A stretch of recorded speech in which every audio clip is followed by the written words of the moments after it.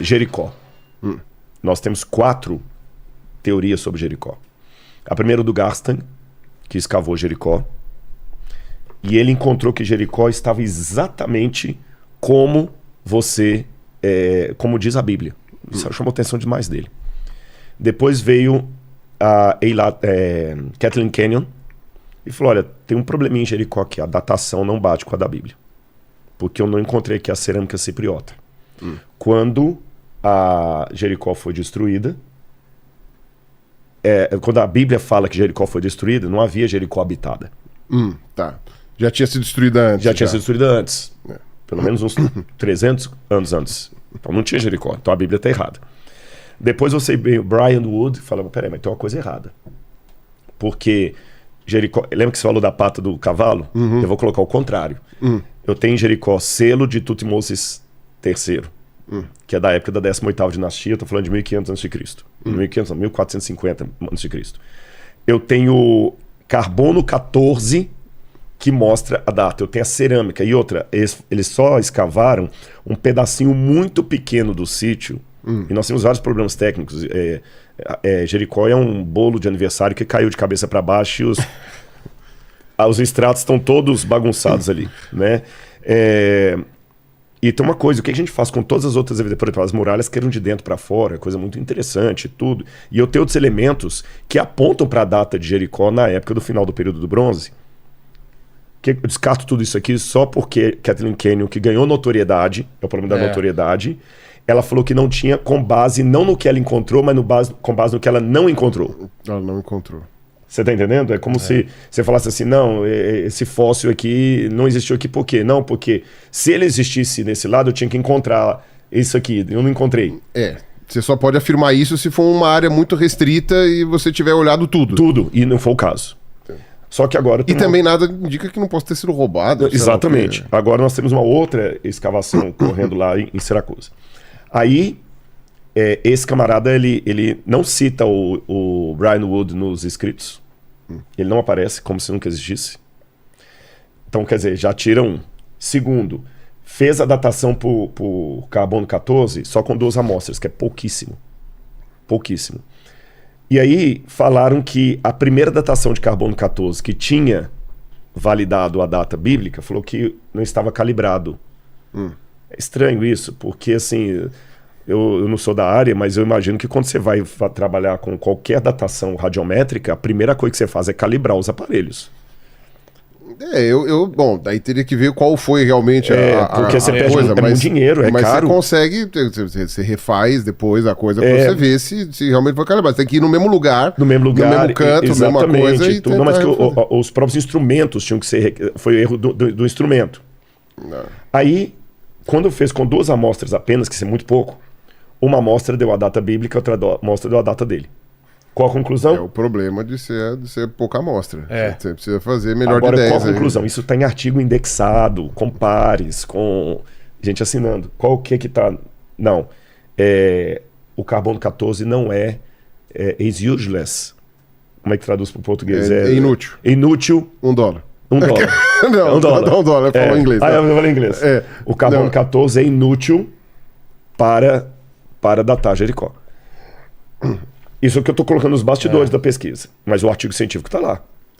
Em revista Coalizar. E veja, o carbono 14 pode ser inútil realmente em determinados lugares, mas você tem que ter um motivo muito bom para poder argumentar isso. Não só porque pegou 2 amostras, a data bateu. Agora, o que acontece?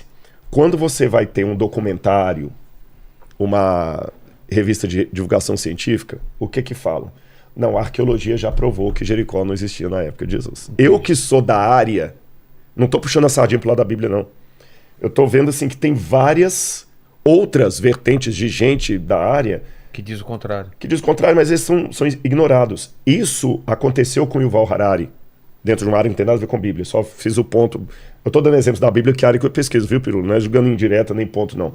É porque a minha área de expertise, é onde eu posso falar mais aqui, o que eu estou estudando nessa área. Aí o que aconteceu com o Yuval Harari? Ele ganhou a notoriedade. E automaticamente ele botou a ideia dele, que o menino de 16 anos vai ler, mas o menino de 16 anos vai chegar à ideia que todo mundo pensa como Yuval Harari. E que se você discordar do Yuval Harari, você é um idiota. Você é um estúpido. Quando na academia a coisa é diferente. Você não entende nada. Você sabe que na arqueologia... Desculpa, falei bobagem. Em teologia bíblica, quando eu fiz meu primeiro doutorado, as regras da universidade é o seguinte: o primeiro capítulo é a revisão de literatura. Algumas universidades chamam revisão de literatura, outros chamam fundamentação teórica. O nome varia dependendo da metodologia que você está usando. E se eu estou estudando teologia bíblica, que eu estou analisando um texto, como eu analisei o texto de Lucas, o primeiro capítulo inteiro você tem que passar o histórico da interpretação daquele texto da Bíblia. Como é que ele foi interpretado. Todo mundo que já mexeu naquilo ali. E que seja relevante. Não Sim. é a interpretação que a minha avó... Não é o Joãozinho. Não é o Joãozinho, não. Tá. Você entendeu? Então, dá um exemplo aqui. O Iago, até mandei um resuminho da tese pro Iago uma vez lá. Aquele texto que eu analisei. Aliás, Iago, um abraço. Você falei com o Pirula aqui. Ele é testemunha que eu tenho vontade de conhecer pessoalmente. Viu? Ele falou que não conheceu pessoalmente. Não tive esse prazer ainda. Quem sabe um dia você não marca pra vamos marcar os dois. Então, o meu é mais barato, viu? Que eu venho de engenheiro e vem do Ceará. De lá, Mas aí o que acontece? No primeiro capítulo da tese, eu tinha que apresentar primeiro... primeiro tem que apresentar quem que os pais da igreja interpretaram daquilo, como é que aquele texto foi interpretado na patrística, depois na escolástica, depois na Idade Média, depois pelos reformadores protestantes, depois pelos mais recentes hermeneutas. Primeiro é um histórico. É um saco fazer isso, mas é importante. Até porque só do que você falou aí são umas 14 línguas. Exatamente. Sim, com certeza. Então, não, eu vou contar o que eu passei no mestrado lá. Nossa, tudo. Essa é a parte que eu fiquei muito impressionado. Uma vez eu conversei com um professor da psicologia, mas que trabalhava com a parte das religiões, e ele eu não me lembro agora exatamente qual era a linha de pesquisa dele, mas ele era lá da USP. E ele falava, né? Ele falou assim, não, a primeira coisa tem que aprender latim e grego, latim ponto. Grego é ponto. Ponto. É o básico. É tipo engatar a primeira marcha e ponto morto. Pra começar. Não, eu falo, vocês estão malucos. Já pensou? Começar com isso daí, cara. Ó, um prazozinho pra eu citar só o título em inglês. Tá. Só o título. Título. Pode. O título pode. Tá. Não tem como traduzir? Pode. Eu cheguei lá, pode. Pode. Fala. Pra quem não tá entendendo, no outro programa, a gente tinha proibido de falar inglês, né? Cada vez... Não tá entendendo, assiste o outro, é curtinho. É curtinho, 10 horas e 40 só. Enquanto você tá tomando banho, você assiste, viu? Mas aí eu cheguei lá pro padre Libânio e tem uma coleção em inglês chamada Ante-Nicene Fathers, que é a coleção dos pais da igreja. Aí eu citando lá Ante-Nicene Fathers, ele chegou pra mim e falou assim, o que é isso aqui? Os pais da igreja.